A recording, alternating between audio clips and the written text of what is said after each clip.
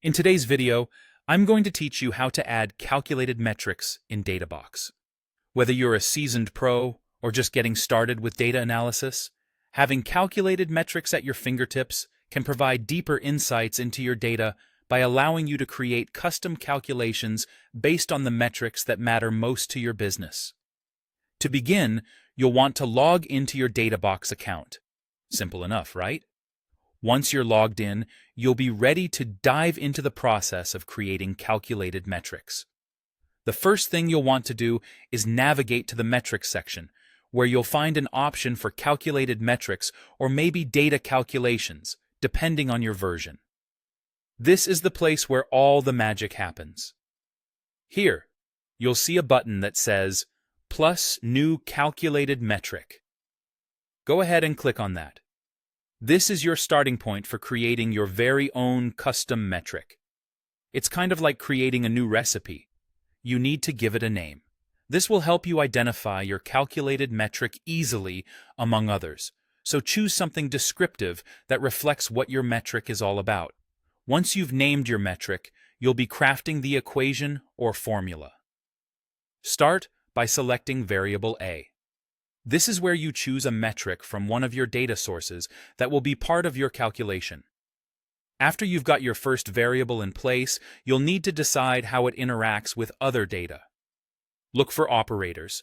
These are the plus, minus, multiply, and divide symbols. And select one to add more complexity to your formula. Now, it's time to add variable B, or maybe even more, if your calculation demands it.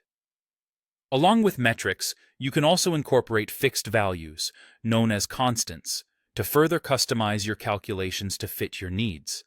On the right side of the screen, a formula preview will provide a glimpse into how your calculation behaves with sample data. This is a neat feature because you can adjust the date ranges within the preview. Just be mindful to only use ranges supported by the underlying metrics you've chosen, and see how your calculated metric performs. Next, it's important to set the format and scale of your new calculated metric. Decide how you want the result to display. This could be a simple number, or perhaps you'll need it displayed as currency, a percentage, or whatever best suits your needs and data context. If you're dealing with metric units, such as currency, make sure to select the appropriate unit to reflect your data accurately. Once you've set everything up to your satisfaction, the formula, format, everything, it's time to save. By saving your calculated metric, it becomes part of your metrics library, readily available whenever you need it. And there you have it. Your new calculated metric is ready to provide actionable insights. Whether used in reports or analyzed in dashboards, these calculated metrics can truly enrich your understanding and decision-making process based on your data.